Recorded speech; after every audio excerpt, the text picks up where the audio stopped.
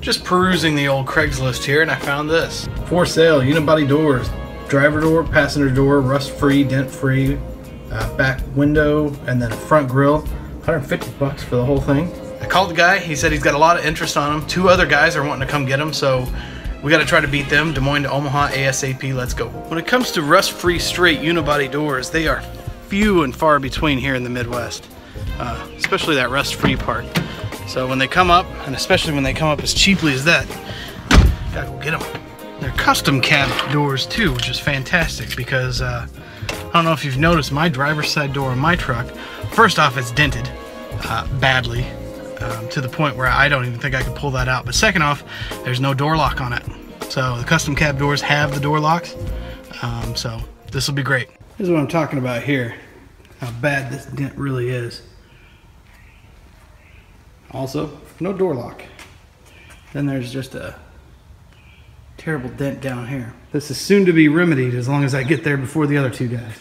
As I'm sure you F100 guys and girls know, that 150 bucks for 2 unibody doors with side window and vent glass, rust-free straight, a front grille, and a back window. A classic no-brainer. We're 2 hours away from Omaha in Des Moines. He says there's 2 other guys that are coming to get them. Who knows? Unibody doors are tough to find, especially custom cab. So let's see if we can be the first ones there. I'm not even going to try to talk them down. 150 bucks, more than fair.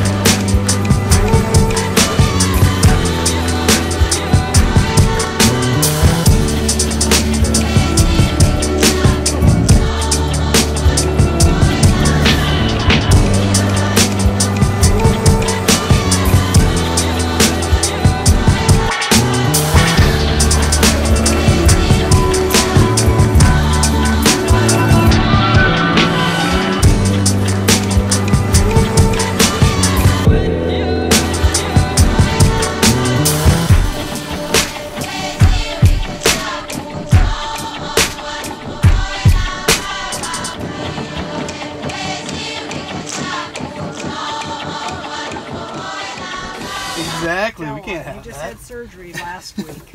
Not this past week, but a week ago. Oh, Tuesday. yeah? Really? Yeah. He's not supposed to be living.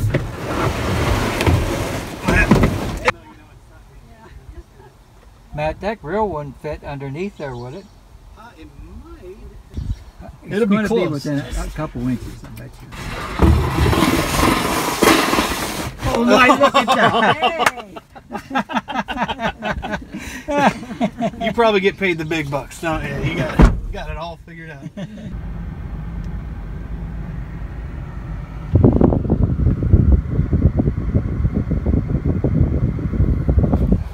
Alright, got the doors, stopped off for some gas. There they are. Look as good as they did in the photos, which is always good. Time to head back.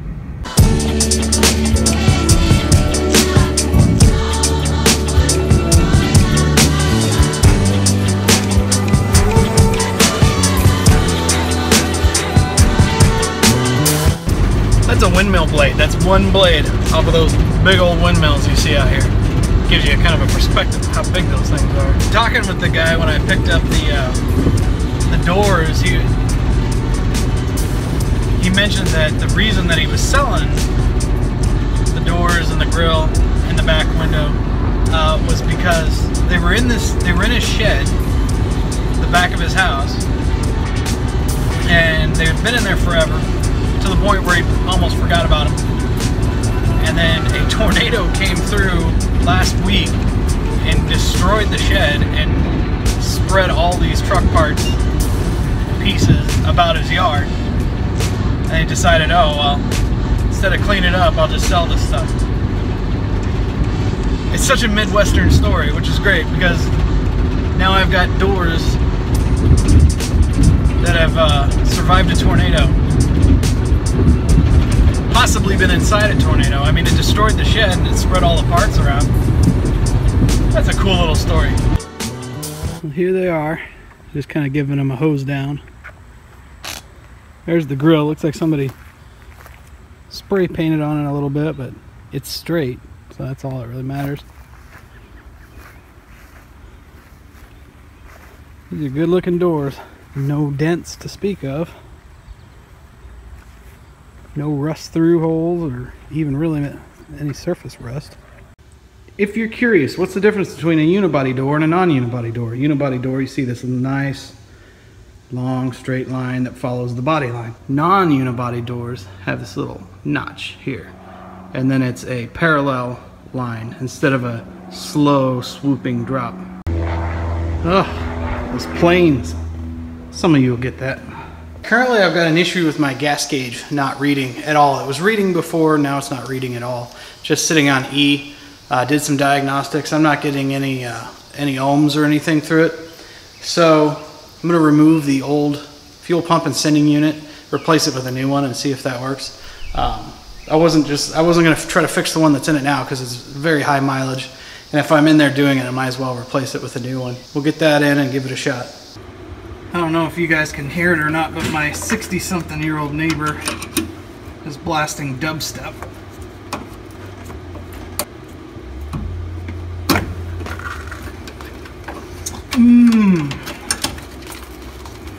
Love that smell.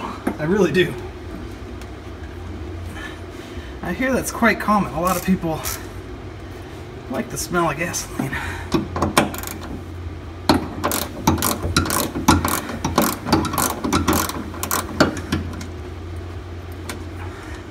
I just don't necessarily like taking showers in it, but if you're planning on reusing your gasket, you might take this off in a crisscross pattern slowly. But I got a new gasket with mine, so I'm not worried about this one. You're definitely not going to want to do this on a full tank, or even half a tank.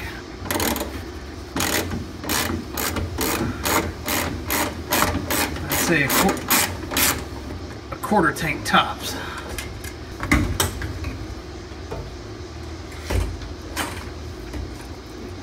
More gas.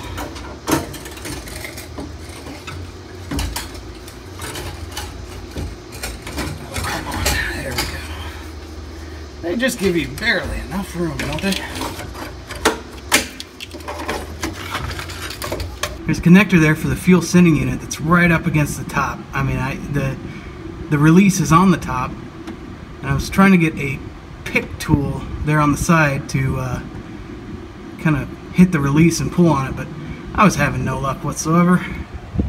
Tried all these and that, so I figured let's not overcomplicate this. So I came up here, removed the board, cut all, and there it is.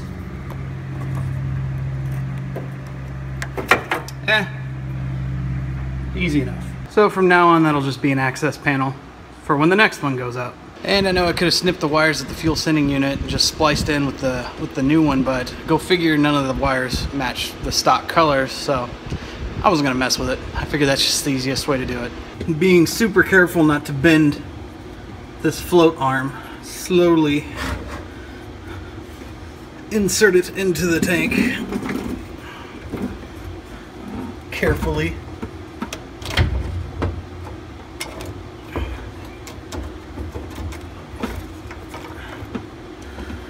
Now when I go to tighten these, I will go in a crisscross motion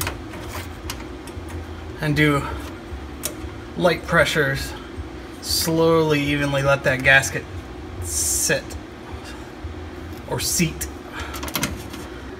Alright, got the new one in there. And some people said they don't believe that there's Watts link in these cars, so I figure while I'm down here, there's Watts link. That's cool. So even with the new one in, it wasn't registering on the gas gauge. It would if the unit was out of the tank. I could move the arm, it would register on the gas gauge. Put it in the tank, wasn't reading anything. Go straight back to E. I checked the float. Float is fine. I checked inside the tank for baffles. If a baffle was maybe hanging up on the float and keeping it all the way down, it was fine, nothing there. So basically the thing is grounding itself out. It'll work out of the tank as long as the metal's not touching the tank. It'll register. Put it back in the tank, or if any part of the unit touches the tank, then it just goes to E.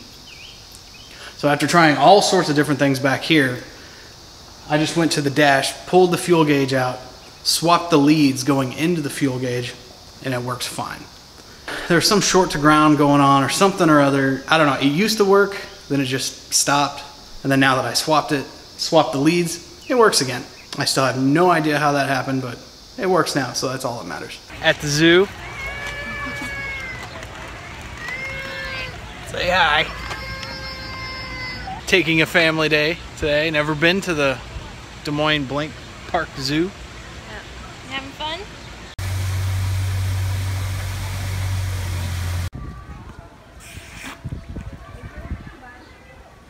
Where'd it go? That poor Land Cruiser's been halved. That's egregious. Thought maybe you guys are getting a little claustrophobic, always in the garage. Figured I'd share some of the things that pull me out of the garage. And if there was ever a reason to be pulled from the garage on such a gorgeous day like today, this would be it. I enjoyed documenting yesterday my trip outside of the garage to get doors. Figured I'd just do it again today. This is vlogging.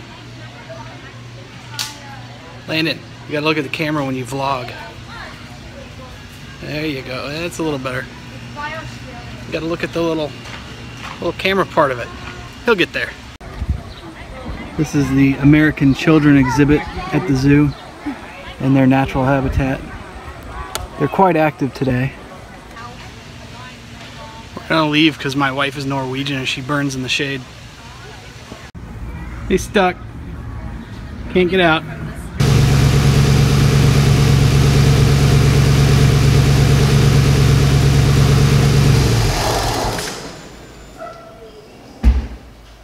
So apparently it looks like the clutch has locked up. The compressor itself started making kind of a noise a little bit, and then the smoke came right after that. This means I'm gonna have to get my buddy back over here who has the ability to environmentally responsibly remove this refrigerant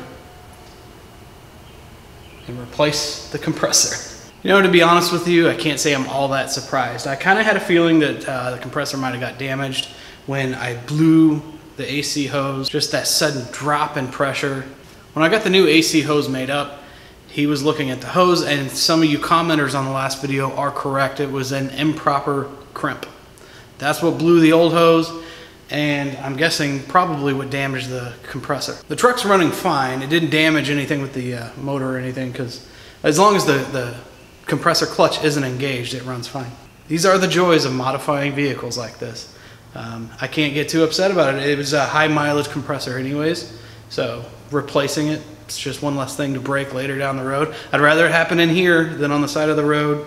And it's these frustrations that make the payoff that much better, the driving these things that much better. All these little setbacks and frustrations. If this was easy, it wouldn't be as enjoyable as it is. Also, I had a bit of a feeling something was up because the low side was not taking anything. It was not reading anything. It was just sitting at 0. So it sounds like the compressor was already damaged from that massive drop, or it could be something else. Who knows? But there was nothing on the low side. Needle wasn't even moving. This will give me an opportunity to do a video on replacing the AC compressor on a P71. But what are you gonna do? Like I said, it's better it happens in here than on the side of the road. So as always, I appreciate it. I appreciate all the views, the likes, the subscriptions. I got over 2,000 now, which is amazing to me. I'm surprised that many people are willing to subscribe to what I have to say, which is awesome. Well, I guess not really what I have to say, what I'm doing. So that's awesome. I'm sure you're disappointed as well. It's not fun. Anyways, as always, I appreciate it. Thank you so much, and I'll see you next time.